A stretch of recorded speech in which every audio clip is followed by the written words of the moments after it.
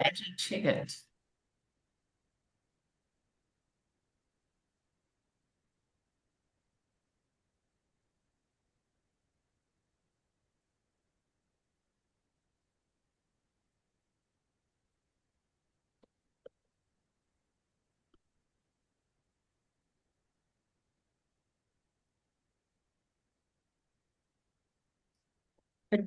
Bruno já faz parte da comunidade, é um dos mais ativos. Boa noite, feliz de ver você aqui. Boa noite, Liana.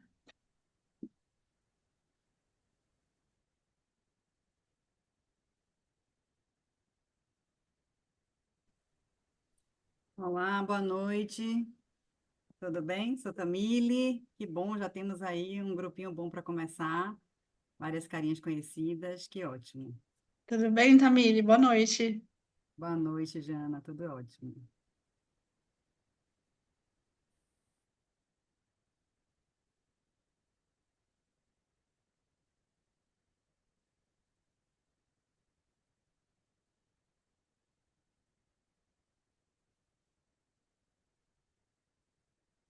A Priscila, o Hélio também na comunidade, sejam bem-vindos.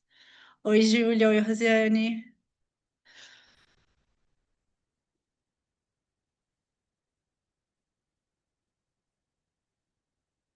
Bom, gente, o que vocês acham da gente começar? A gente vai fazer algumas apresentações, né, para quem está chegando. Muito prazer, eu sou a Janaína, eu sou a Community Manager da FME Conecta, que é a comunidade oficial da Fundação Maria Emília. Eu vou apresentar a nossa comunidade, depois vou passar a fala para a Tamile, e aí a gente começa a nossa discussão. Vou apresentar a tela aqui, só um minutinho. Todo mundo consegue ver? Maravilha. Sim. Ah, só um minutinho.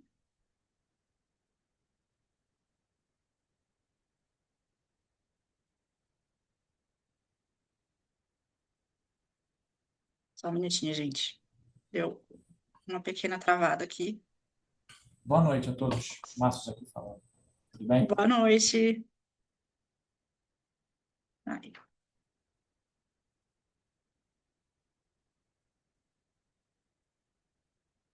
Agora sim, todo mundo me vendo, me ouvindo bem? Então, sejam oficialmente bem-vindos ao primeiro webinar Diálogos FME. Antes da gente começar, eu quero apresentar rapidamente o FME Conecta, né? Como eu já falei, é a nossa comunidade oficial da Fundação Maria Emília, de onde surgiu a iniciativa desse webinar, desse evento. A comunidade nasceu do desejo de aproximar profissionais, projetos e experiências que estão associados à Fundação Maria Emília, que atuam nas áreas de saúde e educação. A gente acredita que o conhecimento ganha muito mais potência quando é compartilhado e que gera as conexões certas, e que as conexões certas, desculpa, gente, podem transformar realidades, e esse é o grande objetivo da comunidade, é por isso que a gente está aqui hoje. Para a gente começar um pouco com as trocas, também manda no chat uma palavra que representa o que você gostaria de compartilhar com a comunidade, se é que você tem alguma coisa que queria compartilhar, mas eu acredito que sim. Pode ser uma palavra bem pequena, uma coisa bem simples, como apoio, conhecimentos, experiências, e o que mais fizer sentido para vocês. Enquanto isso, a gente vai tendo um pouco de troca enquanto eu termino de apresentar a comunidade. Na FME Conecta, a gente atua em três pilares: colaboração ética, para criar um ambiente seguro para as trocas verdadeiras, respeitosas e transformadoras; pertencimento comprometido, então fazer com que cada bolsista, cada pesquisador, parceiro ou outro participante da equipe sinta que realmente faz parte de algo maior; e impacto social, que é promover conexões que geram resultados concretos na área de saúde e educação no Brasil. A comunidade ela é feita para todos e para todas que estão envolvidos com as ações da Fundação Maria Emília, por exemplo, bolsistas do programa como o Med Mais e de parcerias como as que a FME tem com o Johns Hopkins, Harvard e Escola Baiana de Medicina e Saúde Pública, os pesquisadores parceiros, profissionais de instituições apoiadas, parceiros estratégicos e, claro, a equipe da FME. Ela é um espaço vivo, diverso e que vai crescer com a participação de todos vocês que estão aqui hoje. Então, se você faz parte de algum desses grupos que eu mencionei, acredita que você acredita na força da colaboração e quer fazer parte de uma rede que aprende, cresce e transforma junto, a FME Conecta é o seu lugar. A gente vai deixar o convite para vocês participarem. Vocês podem se inscrever na comunidade através do QR Code que está aí na tela. A Renata vai mandar o link no chat também e depois a gente vai mandar um e-mail com esses materiais e o link da comunidade. Então fiquem tranquilos se vocês não conseguirem acessar agora. A gente está só começando e vai ser muito mais potente com vocês por perto. E agora eu passo a palavra para a Tamile, nossa diretora da Fundação Maria Emília.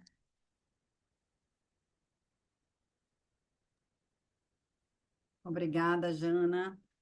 Eu sou Tamile Ancioli, diretora executiva da Fundação Maria Emília, e é uma grande alegria enorme abrir o primeiro webinar da comunidade FME Conecta, que é um espaço para fortalecer laços, né, com quem já tem relação com a Fundação Maria Emília e também com quem deseja se aproximar, conectar, trocar e construir com a gente. Né, a FME atua há 27 anos apoiando iniciativas em saúde e educação, sempre com o compromisso de contribuir para transformações positivas reais e duradouras na sociedade brasileira. E este evento, ele surgiu dentro da comunidade, né? Mas decidimos abrir para o público porque a gente acredita que ampliando o diálogo, a gente amplia também o impacto. O tema hoje é como transformar conhecimento acadêmico em benefício concreto para a população, né? Como a produção científica pode, de fato, melhorar a vida das pessoas e quais os caminhos que ainda podemos construir juntos. Eu quero agradecer aqui aos nossos convidados, a Isis, que está aqui, a Marlon e a Elsa, por nos guiarem aí nessa conversa. E agradeço a cada pessoa que está aqui hoje presente, somando para que essa troca realmente aconteça. Sejam todos muito bem-vindos ao nosso FME Connect. Obrigada, Tamile. E bom, ela já adiantou agradecer os nossos convidados. Quero dar o meu agradecimento também. Muito obrigada por terem topado participar desse nosso primeiro evento. E vou apresentar um pouco sobre eles, depois vocês podem se sentir à vontade se quiserem complementar. Hoje a gente recebe o Elza Júnior, epidermologista, doutor em saúde pública, pesquisador associado ao SIDAX e a Fiocruz na Bahia. A Isis Gomes, administradora pública, mestre em saúde pública e bolsista apoiada pela Fundação Maria Emília. E o Marlon Aliberti, médico geriatra e pesquisador, também bolsista apoiado pela Fundação Maria Emília. Muito obrigada por estarem aqui hoje. Eles vão abrir a nossa roda de conversa e depois de um tempinho a gente vai abrir e dar espaço para quem mais quiser participar desse debate, fiquem à vontade. Como a gente está em bastante gente, eu só peço para vocês irem levantando a mão e a gente vai passando a palavra. E sem mais delongas, vamos começar a conversa, conversar o debate.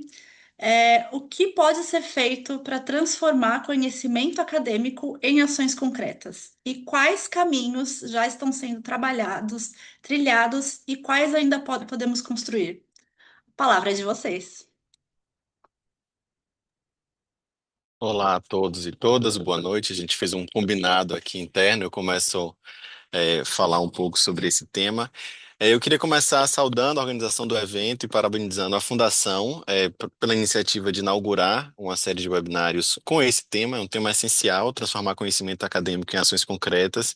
E esse é um debate que precisa aparecer cada vez mais. O Brasil tem se destacado com produções científicas relevantes em diversas áreas do conhecimento. É preciso que a gente incorpore essas evidências construídas na agenda política, na tomada de decisão, para criar construção e fortalecimento de políticas públicas. Como eu fui apresentado, eu sou um epidemiologista que trabalha muito com avaliação em saúde pública, avaliação de políticas e de determinantes sociais em saúde. E transformar conhecimento em ação é um desafio para qualquer campo científico, mas especialmente para quem é epidemiologista, para quem trabalha, como eu faço, avaliando políticas públicas, determinantes sociais, essa transformação é mais do que um desafio. Isso tem que ser visto como um objetivo fundamental da construção de pesquisas. Eu costumo dizer que a ciência que eu acredito é aquela que, além de sólida do ponto de vista metodológico e crítica, né, e que se baseia em uma teoria crítica, ela também precisa ser útil, ela precisa ser capaz de contribuir para o fortalecimento do SUS, que é o meu objeto de estudo, para o fortalecimento de melhorias das condições de vida, e para a melhoria das condições de saúde da população. Algumas reflexões que guiaram a minha tentativa de responder essa pergunta, elas são fruto da minha atuação aqui no SIDAX, na Fiocruz Bahia. É, não sei se todos conhecem, mas o SIDAX é o Centro de Integração de Dados e Conhecimentos para a Saúde, é vinculado ao Instituto Gonçalo Muniz Fiocruz Bahia, e nós temos aqui como missão, a partir da integração de grandes bases de dados de saúde, bases sociais e mais recentemente ambientais e climáticas, a gente busca usar toda a riqueza do ecossistema de dados que a gente tem no Brasil para avaliar o impacto de políticas públicas, e com destaque para as avaliações do efeito do programa Bolsa Família e do efeito de intervenções relacionadas à saúde, como a atenção primária à saúde, que é o meu objeto de estudo. Para isso, aqui no SIDAX, a gente falando muito rapidamente, a gente desenvolveu eh, dois grandes, eh, dois grandes projetos que criaram a Coorte de 100 milhões de brasileiros, que é uma coorte com dados administrativos de 140 milhões de pessoas do Brasil, que integra informações sociais com informações de saúde, e uma subdivisão dessa coorte, a Coorte de Nascimentos, que tem mais de 27 milhões de nascidos vivos sendo acompanhados. Então a gente tem muito orgulho de dizer que uma das maiores, talvez a maior coorte que a gente tem no mundo para fazer estudos epidemiológicos é nossa, é nacional, e a gente se orgulha muito de ter construído isso aqui no SIDAX. No SIDAX também, que é o meu lugar de fala, a gente compreende que a construção de ciência ela não se limita a boas análises estatísticas, a grande produção de artigos relevantes. Então, eu queria destacar também que a gente tem uma estrutura interna que, junto com o suporte à realização de pesquisas de qualidade, a gente também se preocupa com três eixos: comunicação, disseminação e engajamento público da ciência. Nosso centro, ele tem um núcleo específico chamado NCD, que é o Núcleo de Comunicação e Disseminação, que, além de preparar os pesquisadores para dialogar e produzir materiais para diferentes públicos, eles também se dedicam a pesquisar engajamento público da ciência e nos instrumentalizar para que as nossas evidências alcancem o máximo possível outros canais. E para falar um pouco desses desafios, eu lembro de um treinamento que a gente fez aqui, e tinha um slide de fundo branco com o número 17, que aparecia no meio desse slide. E esse é um número simbólico na ciência, na literatura sobre ciência de implementação, porque alguns estudos apontam que 17 anos é a estimativa média de tempo que uma evidência biomédica leva para ser transformada em uma ação concreta. Tem alguns artigos que falam disso, tem um artigo super interessante que começa assim: quanto tempo dura uma pesquisa biomédica? E nesses textos os autores exploram bastante essa questão entre o tempo de descoberta, né, o tempo da academia que a gente fala, e até em quanto tempo isso se transforma em uma evidência científica. Eu posso compartilhar depois na comunidade esses artigos, mas o que eu queria chamar a atenção é que, especialmente intervenções em saúde pública, elas costumam demorar ainda mais. Então, nesse estudo, eles apontam que demora até 19 anos desde a consolidação das evidências até a transformação disso em uma política pública. E quanto mais demorado esse processo, mais tempo ele demora de gerar benefícios em larga escala. É, Existem muitos desafios na incorporação de evidências em políticas públicas, mas também há grandes desafios de manter políticas públicas com resultados bastante sólidos. E um bom exemplo disso é o que a gente faz aqui. A gente tem feito uma série de estudos sobre o programa Bolsa Família. A gente produz evidências bastante robustas, publicadas em periódicos internacionais de grande prestígio, que mostram o impacto do programa em mortalidade infantil, mortalidade materna, saúde mental, redução de prematuridade, redução de doenças infecciosas, e ainda assim, vez ou outra, essa política pública é questionada, ainda que a gente tenha bastante evidência científica. Então, em alguns casos, o problema não é necessariamente na falta de evidência, mas sim na capacidade de comunicar bem a ciência e de influenciar decisões políticas. Então, na minha visão, eu já vou passar para os demais colegas, a boa ciência ela precisa sair dos muros acadêmicos e dialogar cada vez mais com formuladores de políticas, com profissionais de saúde, com população e com legisladores. Então, um desafio e um caminho para isso, eu acho que é investir em advocacy científico. Eu acho que isso é uma coisa que a gente precisa pensar e pensar em como operacionalizar isso. No SIDAX, o nosso caminho para fazer isso é uma experiência que a gente tem feito bastante nas nossas pesquisas, desde a formulação da pergunta de pesquisa, desde a construção nas primeiras fases de pesquisa, a gente monta comitês de engajamento público da ciência e convida gestores, profissionais de saúde, representantes do controle social, representantes de terceiro setor para ajudar a construção dessa pesquisa para que o resultado da pesquisa seja cada vez mais integrado com o que anseiam os potenciais usuários desses resultados, sejam gestores, sejam formuladores, sejam profissionais de saúde, sejam usuários. Então, a gente recentemente teve um exemplo inspirador nessa discussão, que foi o caso da vacina de Covid-19, né? E tem um outro artigo muito interessante que fala por que o processo não demorou 17 anos e sim 17 meses. Eles mapearam toda a cadeia, desde o mapeamento do genoma até a aplicação da primeira vacina. E pensando nisso, eu acho que para conseguir conciliar todo esse processo e ter sucesso, é preciso ter uma conjunção de fatores. O primeiro deles é um aporte adequado de recursos financeiros que possibilitem criar essas redes de pesquisa, uma formação e atração de pesquisadores de excelência. No nosso caso, é mais uma fixação de pesquisadores de excelência que a gente perde, tem um problema da fuga de cérebros. E também pensar que a pesquisa, a ciência, ela precisa entrar numa política, entrar como prioridade na agenda política, para que a gente consiga transformar e dialogar essas evidências e transformá-las eh, em políticas públicas, em resultados mais sólidos. Aí eu passo para os meus colegas para seguir o debate. Oi, gente. É difícil falar depois do Elzo. Só para deixar claro aqui, o Elzo é meu chefe, então eu também estou falando aqui como pupila dele.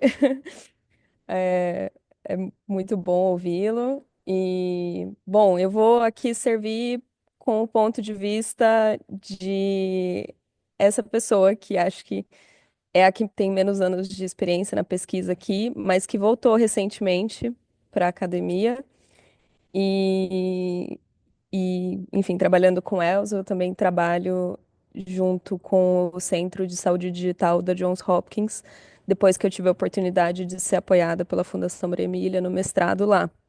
Então, tenho essa inserção, essa dupla inserção, mas a minha trajetória, ela vem muito mais da prática. Eu da prática e de um campo em que não tem uma inserção clássica na saúde, na minha visão. Eu conheço poucas pessoas com formação em humanas, ainda mais humanas interdisciplinar, que é o que eu sou, né? Administradora pública, internacionalista. Eu não sou uma economista, eu não sou uma advogada, embora esses campos tenham contribuições fundamentais para o avanço da política, da pesquisa em saúde pública, desse sistema, do acesso. Eu acho que eu navego ali entre campos. E aí eu estou falando hoje de uma posição que eu também estou voltando para a prática. Então, eu sempre atuei junto à política de saúde e hoje eu estou numa posição no Ministério da Saúde, e continuo desenvolvendo as atividades de pesquisa. Então, é, eu acho que o Elzo fala muito bem desse lugar de como a academia tem que se engajar, né, num propósito público, em dialogar com quem desenvolve a prática de saúde, seja no sistema público, seja, enfim, qualquer nível, no nível de serviço, no nível de política. E aqui no Brasil a gente tem sorte que a gente tem diversos níveis, né, um sistema federal trinível, então a gente tem município, estado, nação, e a gente também pode pensar no nível global, porque a gente tem potência no Brasil para discutir questões globais. Mas eu também queria falar a favor dessa transição entre pessoas, entre a academia e a prática. Eu sei que aqui isso pode ser a realidade para a maior parte dos profissionais de saúde, e eu queria reforçar que as condições são muito diferentes, né? Às vezes as condições de serviço são muito difíceis e as condições de pesquisa às vezes são muito difíceis. São anos e anos e anos que você coloca tanto na prática quanto na pesquisa e às vezes essas coisas parecem concorrentes e parece que vão mastigar a gente, tragar a gente. Mas queria reforçar a riqueza disso, porque assim é assim que a gente vai abrindo portas, né? Construindo as redes que o Elzo comentou e reforçando o propósito público a partir dos diferentes ângulos que a gente vê. Acho que eu queria reforçar isso. Um outro ponto que eu queria reforçar é que eu acho que não tem. Nunca é tarde demais, assim, pensando de novo no que eu vivi, né? Eu tive uma experiência de ter a chance na graduação, na segunda graduação que eu fiz, de fazer a iniciação científica.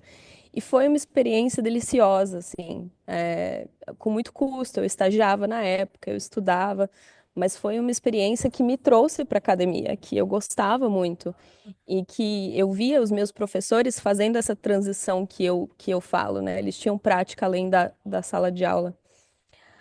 Mas por cerca de 7 anos, eu, depois que eu me formei, fiquei fora de ambientes clássicos de pesquisa. E pude ver, na verdade, quanta pesquisa é feita fora da academia ou dos espaços tradicionais, né? A gente tem institutos, junto ao legislativo que precisam de evidências desesperadamente. A gente tem pessoas sozinhas que estão, né, carregando isso, como hoje influenciadores da comunidade científica que estão se aproximando desse papel de disseminação.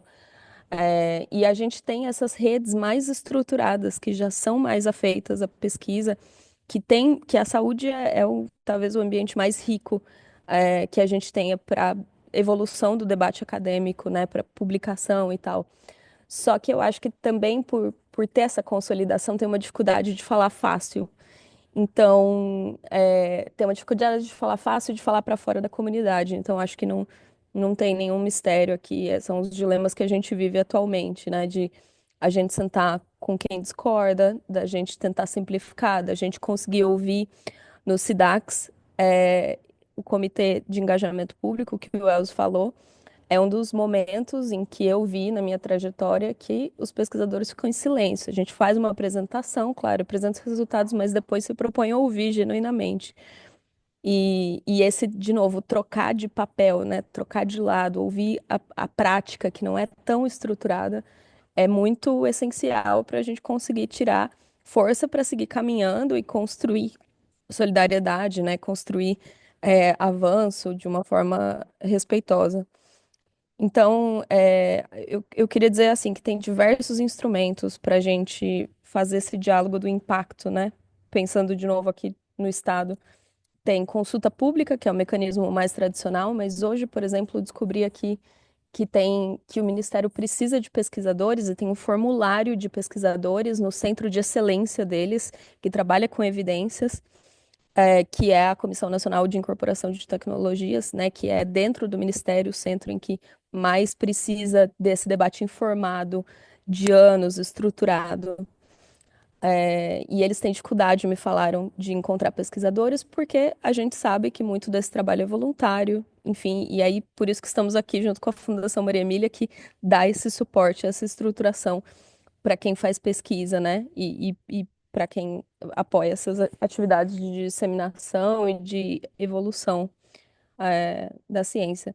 Então, acho que é esse um pouco o ponto, né? De tentar falar com outros setores, de ter paciência, porque os ritmos são diferentes e não é a pessoa que está ali, né, com você, que às vezes tem um ritmo diferente, não é culpa dela, né? A estrutura em que ela está.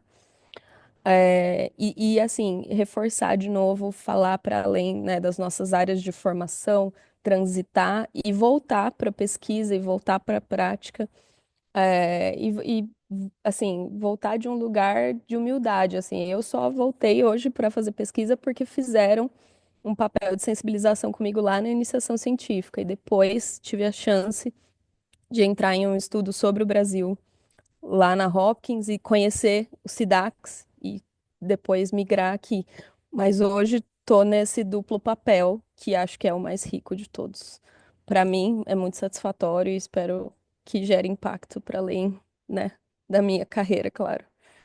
É isso. Olha, é uma alegria fazer parte desse primeiro webinar aqui e contribuir. Um desafio também é contribuir com as falas do Elzi e da Isis, né, que partilharam coisas muito interessantes. No meu caso, eu sou médico e sou geriatra e faço pesquisa clínica. Tive a oportunidade, como bolsista da Maria Emília, de ter uma formação complementar e essencial na Hopkins, onde eu ainda estou como cientista visitante agora até setembro, né? Eu acho que a maneira mais importante que a gente tem de transformar pesquisa, né, o conhecimento em ações práticas, é se a gente parar para ouvir quem vive o problema, né? Então, se a gente consegue ter a capacidade de ouvir quem vive o problema, é mais fácil a gente ter uma saída prática, né? Acho que na minha história, na minha formação, toda a pesquisa que eu faço veio sempre muito vinculado à prática da prática de saúde, à prática de saúde pública, à prática da medicina voltada para a saúde do idoso. Então, desde o meu doutorado, depois da minha graduação, eu fiz com financiamento do programa de pesquisas para o SUS, né? Então, já foi um doutorado voltado para criar uma ferramenta que ajudasse o idoso, a pessoa idosa se deshospitalizar mais rápido do hospital e ter um apoio depois da alta hospitalar, né? Nos últimos anos agora, eu venho trabalhando mais na área de saúde do idoso, de avaliação global e de demência, por exemplo. Às vezes a motivação vem também dentro de casa, né? Eu tive por 17 anos o meu pai com demência, então você consegue também sentir na pele. É claro que a gente não faz pesquisa para nossa família, mas o fato da gente também sentir na pele como um cuidador, como um membro da família, você consegue entender melhor o quanto isso é importante. E quando a gente olha para a saúde pública, esse problema multiplicado por milhões, o quanto esse problema pode ser grande para o nosso país, né?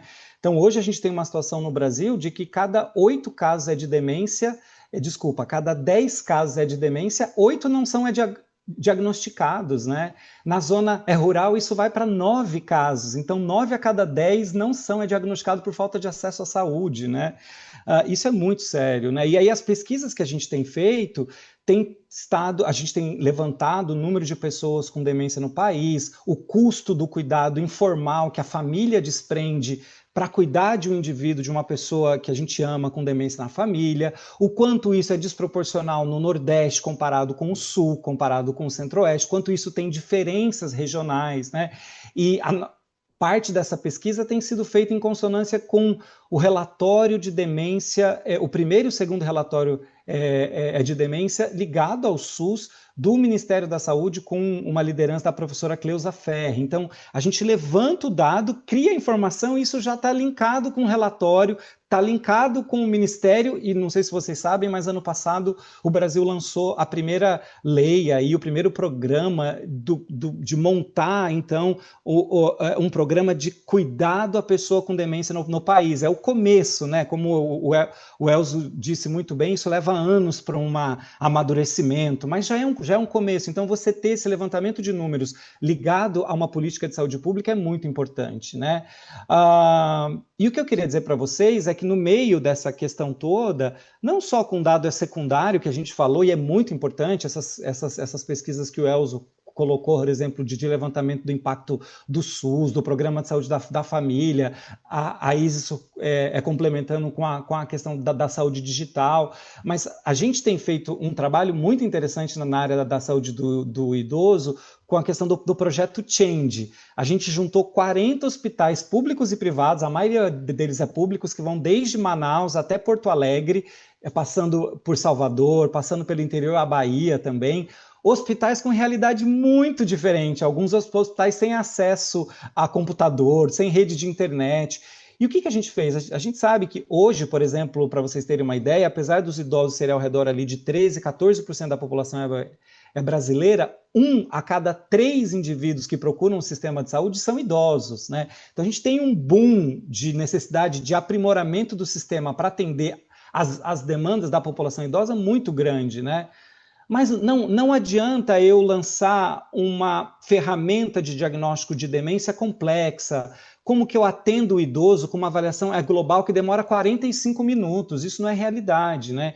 Então, com o projeto Change, a gente tem feito uma leva de validação de instrumentos de 2 minutos, de 1 minuto, que possa ser usado no interior da Bahia, em Manaus, no SUS, como uma triagem inicial para a gente atender melhor a pessoa idosa no sistema de saúde. E aí, a gente, com o projeto Change, por exemplo, para vocês terem uma ideia, aqui no Brasil, a gente tem ao redor um pouquinho mais de 3.000 geriatras. Nós temos mais de 30 milhões de pessoas idosas já. Então, assim, é um geriatra a cada 12.000 pessoas. Não dá conta. Então, a gente tem que transformar esse conhecimento para o profissional geral, né? Mas o Change não fica nem só no Brasil, é a capacidade, como o Elzo disse antes, do Brasil fornecer, gerar conhecimento também para outros países, né? O Change, a gente tem um centro em Angola também. Angola é um país com 36 milhões de habitantes, um geriatra. Então, se a gente não transforma esse cuidado em uma coisa mais prática, mais simples, em que o profissional de saúde, não só o médico, o enfermeiro, o fisioterapeuta, consegue entender aquilo que a gente está querendo propor, a gente não transforma a linha de frente, a ponta do atendimento, né? Então é isso que a gente tem tentado fazer. Esse projeto, por exemplo, Change, para vocês terem uma ideia, teve um reconhecimento da Hopkins. Eu fui aluno em 2024, 2025, e eles reconheceram como um dos principais projetos práticos internacionais de implementação de saúde para melhorar o cuidado. Mas é por isso, a gente tentando melhorar na beira do leito, no cuidado do paciente, na atenção que a gente tem dado a ele, mesmo que isso demore para você treinar esses profissionais, e para conscientizar, esse trabalho precisa ser feito, né? Então, acho que era essa a minha fala inicial. Acho que a gente pode continuar para a próxima etapa. Bom, gente, abrimos então para quem quiser comentar, tirar dúvidas, compartilhar suas experiências. Acho que o Márcio já tinha levantado a mão no chat, né? Pode ficar à vontade. Obrigado. Eu vou procurar ser bem rápido para não atrapalhar a dinâmica, né? Então, assim, eu só queria trazer rapidamente, né, para tentar enriquecer ainda mais aí a discussão, que parabenizo aí claramente a iniciativa da Fundação Maria Emília, não só pelo webinar, que eu acho extremamente relevante aí essa discussão que a gente está tendo. Espero que tenham outros e espero ser convidado para outros, mas certamente também pelo apoio financeiro, né? Que eu recebi um apoio financeiro para conduzir uma pesquisa que está em andamento aqui para desenvolvimento de biofármaco para tratamento de leucemia infantil. Bom, essa é só uma apresentação muito breve de mim. Se alguém quiser, eu posso falar um pouco mais, mas eu não quero me deter nisso, não. Eu só queria comentar que o Marlon falou uma coisa que, né, todos, né, tanto o Marlon, o Elzo, né, a Isis, mas eu me toquei muito no que o Marlon falou da questão de conhecer os problemas, né? Então, eu acho que isso aí é um aspecto fundamental que muitas vezes, né? Então, eu sou um professor da Universidade Federal do Rio de Janeiro, pesquisador, né? Muitas vezes aqui eu sinto que, pelo menos eu, como exemplo, me perco dessa conexão com, digamos assim, entre aspas, o mundo real, né? Das reais necessidades, né? Falando especificamente da área médica, inclusive, né? E eu imagino que existem algumas soluções para isso. A gente, né, eu só tento tomar um certo cuidado, né, que às vezes pode ser que uma solução mais clara, talvez até mais óbvia, seja, não, vamos fazer mais pesquisa aplicada, né?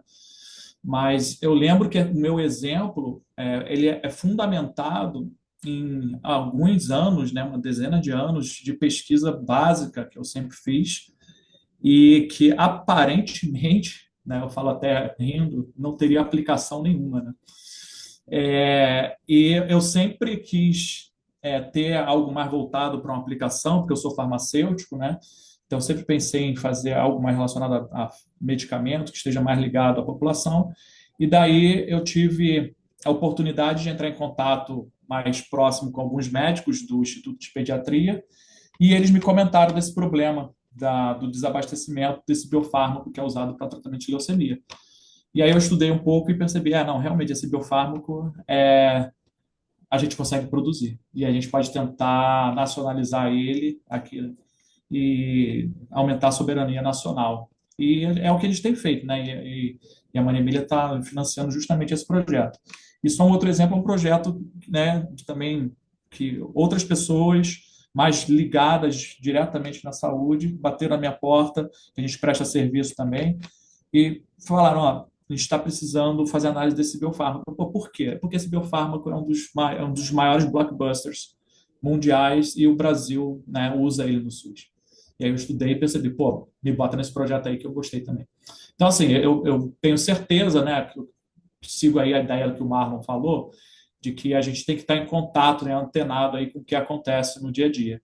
Mas eu só quero deixar, né, uma mensagem aqui que a gente não pode nunca esquecer da ciência básica e da maioria, pelo menos aqui na minha universidade, que faz ciência básica puramente por fazer ciência básica, porque esse me deu todo o contexto de hoje em dia eu ser reconhecido, né?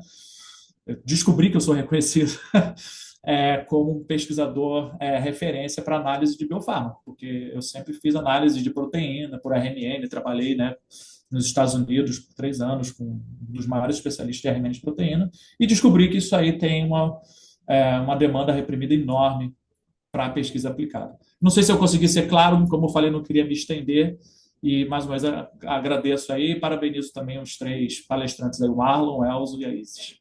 Obrigado. Obrigada, Márcio Liz. Pode seguir. Obrigada. Bom, boa noite, pessoal. Primeiro, eu queria parabenizar vocês pela iniciativa, né? Muito legal a gente ter essa discussão. E eu sou pesquisadora do Einstein, né? Eu sou aqui do Centro de Ensino e Pesquisa do Hospital Israelita Albert Einstein. E aí eu estou um pouco na linha, eu vou complementar o que o Márcio falou, né? Eu estou há mais de 30 anos, né, trabalhando com pesquisa aplicada. Então, até por conta da minha formação, eu sou enfermeira de formação, então sempre trabalhei muito com a pesquisa voltada à beira-leito. E no Einstein a gente tem a oportunidade de fazer várias pesquisas para a área de saúde pública, né?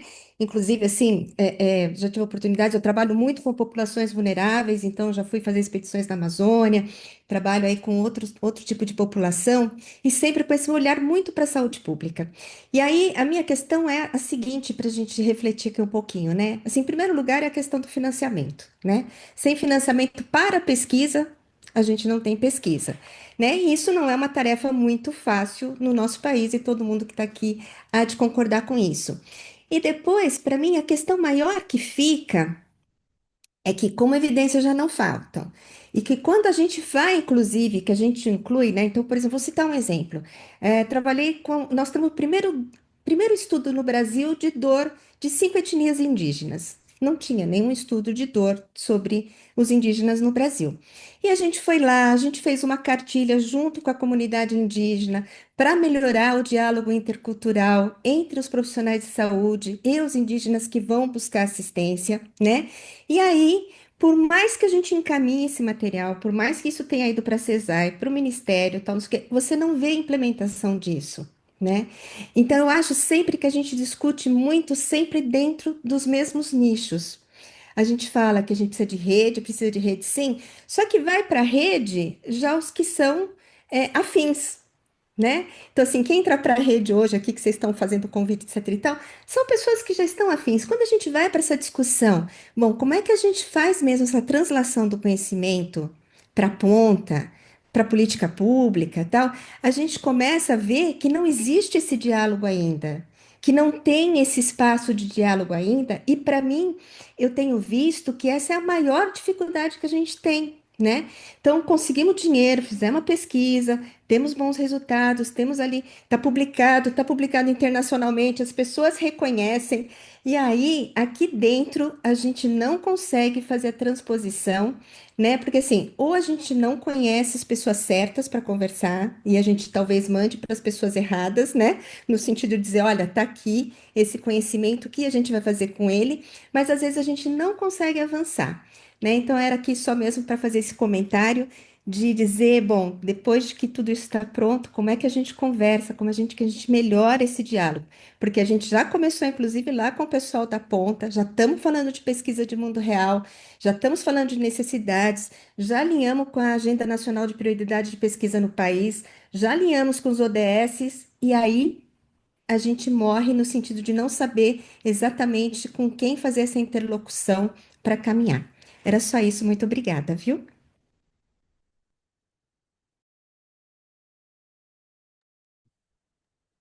Quem mais quer Obrigada, participar, Liz. gente? Pode A falar, Ana. Ana.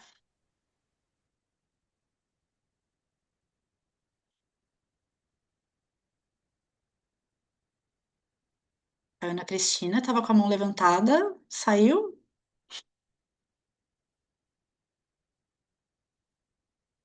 Acho que sim. Eu Sim, posso comentar claro. se não tiver ninguém mais inscrito? Não, fica à vontade. É... Liz, né? Então, olha, é, eu acho que assim, você trouxe um exemplo que é, de novo, né, trabalhar com populações vulneráveis, equidade, são agendas assim que elas estão no papel, mas elas não estão no nosso dia a dia, elas não estão na prática, assim, né, é uma discussão de valores ali, de retomada de valores, é uma questão de debate público. Eu acho que já ouvi mais de uma vez pessoas decepcionadas que trabalham com populações muito vulnerabilizadas e que têm uma dificuldade de articulação social, né? Porque a gente, por exemplo, trazendo aqui um exemplo de quando começou a epidemia da AIDS, né? A gente tinha uma população muito vulnerabilizada, mas teve um caso fenomenal de organização social, de pressão, de articulação de redes internacionais. Acho que a Fundação tem esse papel aqui também, né? As populações indígenas, elas estão cada vez mais articuladas a nível internacional. Então, eu acho que é uma questão, no seu caso mesmo, desse exemplo que você trouxe, é uma questão que expande muito além da saúde, né? E que aí, de novo, vocês estão no caminho certo. Acho que precisa falar além das redes da saúde, né? E lembrar que a saúde está em tudo, né? Isso que o Marlon falou, né? Quando que as pessoas são sensibilizadas para a saúde, muitas vezes, quando elas se dão conta de que tem alguém querido ou elas mesmas passam por algum problema grave, né? Só que a gente acaba, de novo, clássico, acaba falando mais da doença, menos da saúde e menos das condições de bom viver, né? E aí o SIDAX, de novo, faz um trabalho muito abrangente, muito guarda-chuva nesse sentido, de pensar determinantes sociais, de pensar condições que extrapolam. E acho que, assim, você tem tudo aí, já, eu imagino quantos anos você já colocou nisso. Mas tem que ter aquela calma no coração de são agendas que elas precisam de esforços, assim, hercúleos, e muitas vezes que vão além ali, né, dos interessados imediatos ou dos tomadores de decisão imediato. É isso, a gente precisa pensar em legislativo. Tem hoje, por exemplo, a Frente Parlamentar de Saúde Mental, que é o oposto, né? É um problema muito prevalente, enfim, que muito invisibilizado e que a gente tem muita dificuldade de avançar. Então, a gente tem que achar outros aliados, assim. É isso que eu penso. Pode seguir, Liz. Obrigada, só para responder o comentário. Não, sim, eu vejo isso, né? Assim, eu acho que a gente precisa se aproximar, até na nossa linha de pesquisa aqui no Einstein, que a gente trabalha com natureza, saúde, clima, né? Nós estamos nessa seara. A gente tem ido, inclusive, para Brasília, né? Então, assim, mas é um lugar muito difícil até de você chegar, né? Então, assim, o que eu estou dizendo é que a gente não tem uma rede onde está todo mundo e que ali você consiga trazer os diálogos. Vou falar, por exemplo, de um grupo que eu participo, que é coordenado por Parques Saudáveis, Pessoas Saudáveis, que começou na Austrália. né? E aí a gente tem ali um comitê de natureza e saúde. E a gente tem, dentro dessa rede, que estou eu e tá outras pessoas, você tem alguém da Organização Mundial da Saúde. Tá todo mundo ali, né? E a gente tem uma possibilidade de um diálogo muito mais profícuo, né? Assim, paciência eu tenho, bem, senão eu não estava aqui há mais de 35 anos, eu faço pesquisa desde o meu segundo ano de faculdade. Então, assim, a paciência a gente tem, né? O que eu estou pensando nesse grupo é como a gente pode se ajudar para fazer os encaminhamentos cada vez mais, né? Porque assim, a advocacy a gente faz sim, a gente tem grupo para conversar com a sociedade, nas redes sociais, a gente tem uma série de coisas. O meu grande gargalo mesmo é como a gente faz virar essa chave para a implementação. A gente tem um outro projeto discutindo aqui na Secretaria, né, de Saúde de São Paulo, e aí, de repente, a gente, bom, vamos fazer o treinamento dos agentes de saúde, vamos. E aí, de repente, você não tem o recurso. Então, uma hora a gente tem a farinha, alguém lava o saco, a hora a gente tem o saco, e aí a gente não tem a farinha onde colocar. Então, é mais nesse sentido, assim, que eu penso que eu gostaria muito que essa rede talvez ajudasse a articular e discutir essas questões. Obrigada, viu? Elza, pode falar. É, dois pontos que eu queria mencionar em relação a essa discussão sobre como que a Li está levantando. Uma das estratégias que a gente tenta fazer aqui é a construção desses comitês de engajamento muito plurais e que também incorporem essas vozes dos potenciais usuários. Então, um exemplo é esse projeto. A gente tem um projeto chamado CEDI, que é uma unidade global de determinantes sociais e ambientais das desigualdades em saúde, que junta experiências do Reino Unido, na verdade, experiências do Brasil e do Equador com a parceria do Reino Unido. E o nosso comitê, a gente discute questões ambientais, questões relacionadas a racismo e saúde, desigualdades e saúde, e a gente montou esse comitê com pessoas que representam a articulação dos povos indígenas do Brasil, tem um Fundo de Populações das Nações Unidas, tem um grupo, tem a IALETA, que é uma associação de pesquisa que discute saúde, racismo e clima, tem pessoas do CONAS, do CONASEMS, que estão ali se aproximando da formulação de políticas. Então, eu acho que a nossa estratégia, pensando já naquela questão de quais caminhos estão sendo trilhados e quais ainda podemos construir, a gente tem acreditado, tem investido muito nessa estratégia de montar esses comitês plurais, diversos, que participem da construção da pesquisa e que, de certa forma, sejam pontes, né? Se a gente pensar que o nosso comitê tem um representante do CONAS, né, que dialoga diretamente com secretários estaduais de saúde, que tem representantes de população indígena, então, quando a gente for falar dessas questões, a gente já tem um representante que nos ajuda a entender melhor. Acho que esse é um processo que pode colaborar.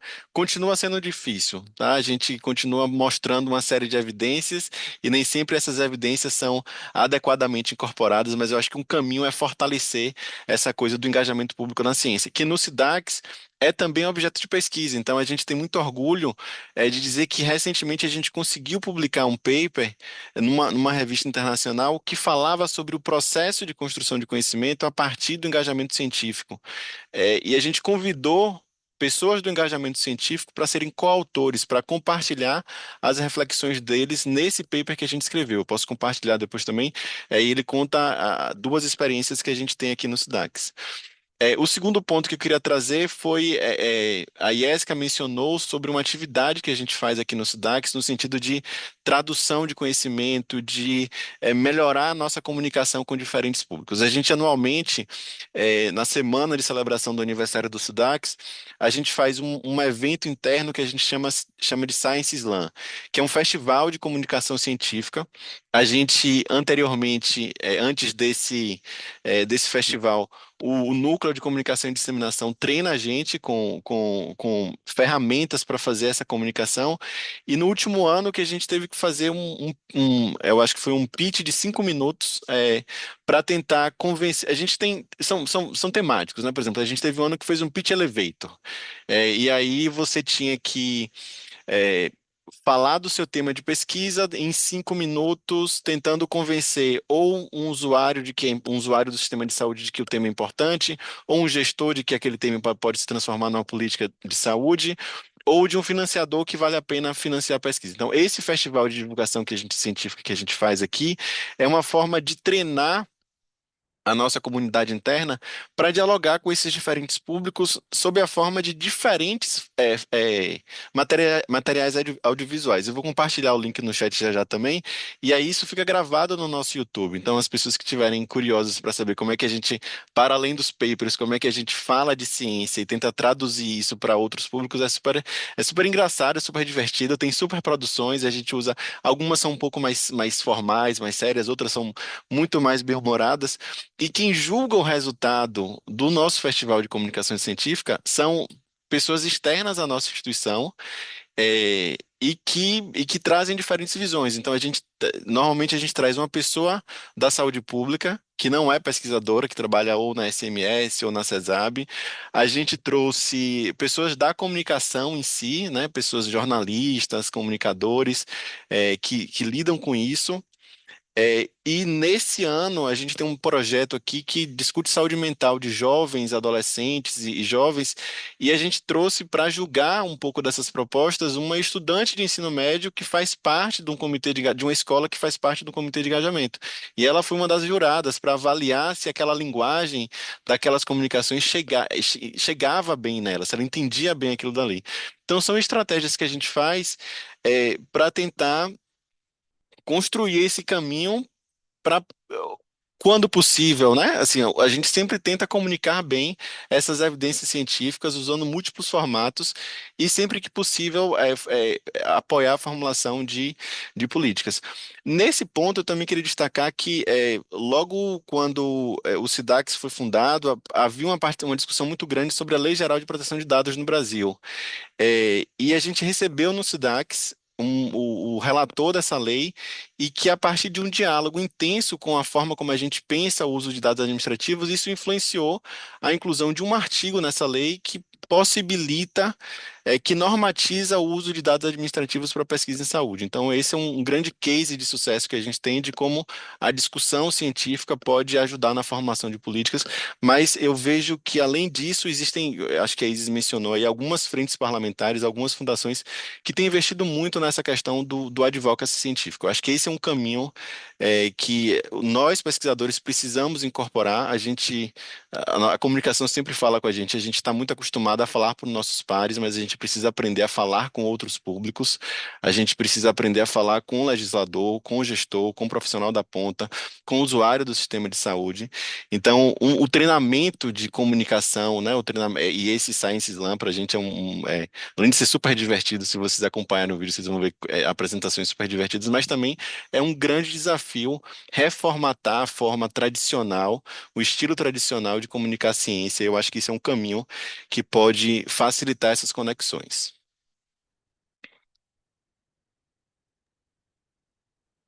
Pessoal, alguém mais? A gente tem um tempinho para mais uma pessoa. A Ana Cristina, eu sei que ela levantou a mão algumas vezes, mas ela sempre cai. Não sei se você está aqui agora, se você estiver, pode falar. Se não, deixa o espaço para quem quiser compartilhar alguma dúvida, experiência complementar. Fiquem à vontade.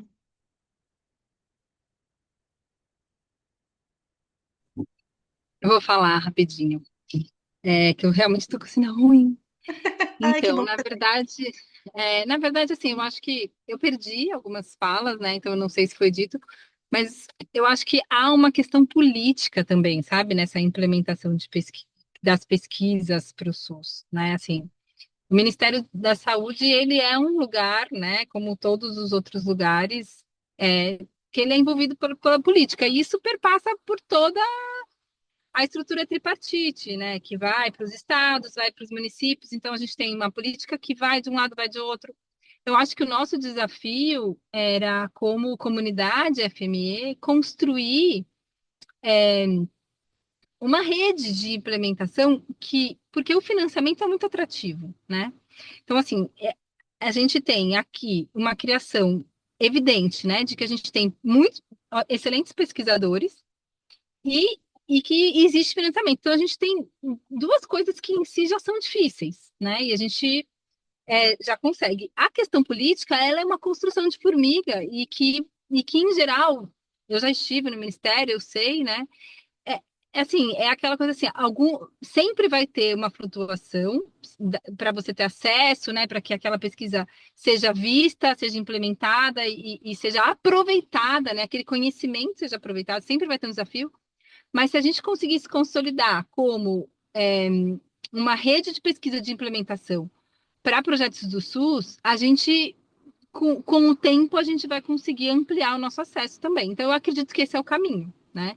Eu tenho esse plano, né? Assim, já até comentei aqui com a Janaína no dia que a gente conversou e sempre falo e tenho, né? Tenho o objetivo de tentar aplicar aqui e envolver outros pesquisadores que estão nessa rede. Hoje eu faço parte do Einstein como PROAD, mas eu também, né, sou servidora da Fiocruz afastada e já estive no Ministério. Então, assim, eu conheço um pouco de todas essas interfaces público-privada, que eu acredito que é uma saída hoje, né? Então, eu acredito que, assim, a FME, eu tenho um carinho super especial pela FME e eu acho que esse é um caminho que a gente poderia trilhar, né? De tentar ser uma rede associada a outras instituições para projetos de implementação no SUS. Então, é uma coisa que eu penso, assim. Então, era isso que eu queria dividir. Desculpa se eu repeti alguma coisa, mas é porque realmente eu estou com o sinal bem instável.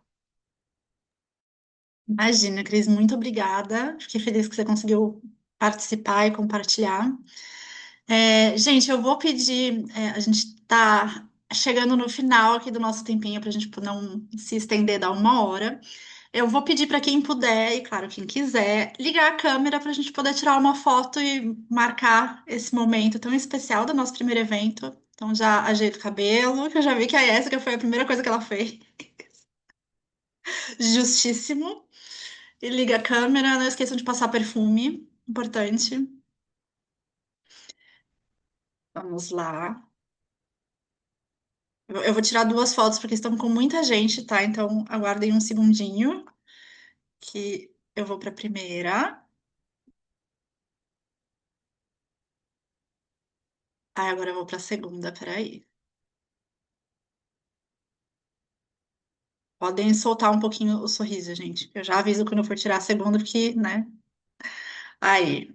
1, 2. E. Aí, foi. Maravilhosos, gente. Muito obrigada para quem esteve presente, por todos que compartilharam, que participaram desse debate. Foi, eu acho que, um primeiro evento muito bom. A gente segue aprendendo como melhorar os próximos, mas ficamos muito felizes com a presença de tanta gente de dentro e de fora da comunidade. O convite segue para que vocês participem da FME Connect, a gente consiga continuar essas trocas na nossa comunidade. Espero ver vocês por lá. E para a gente concluir, eu queria pedir que vocês avaliassem esse evento no link que a Renata acabou de mandar no chat, só para a gente poder ter uma noção do que vocês acharam. Não sei se a Tamile e se a Jéssica querem compartilhar mais alguma coisa, se não, muito obrigada para todo mundo. Não, só Obrigado, boa noite. boa noite, a troca foi Obrigada, maravilhosa boa e já noite. vamos organizar aí os próximos, com certeza. Maravilha. Boa noite, obrigada, pessoal. Obrigada, Obrigada, gente. gente. Tchau, Tchau, tchau. tchau. Obrigado, pessoal. Boa noite a Tchau, todos. tchau.